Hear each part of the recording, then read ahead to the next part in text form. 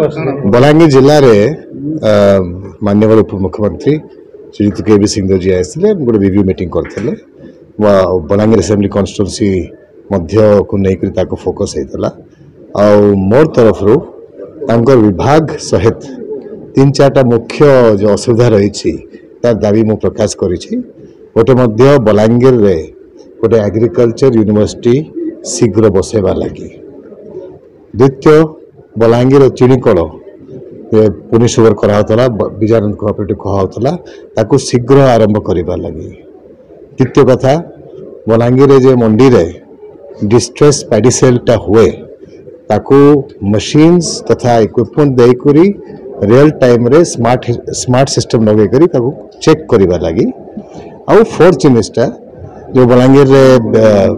बहुत प्रतिवाद हो स्मार्ट मीटर को लेकर स्वतंत्र दृष्टिकोण आने लगी मुझे अनुरोध करी और बलांगीर जो पार्कट होता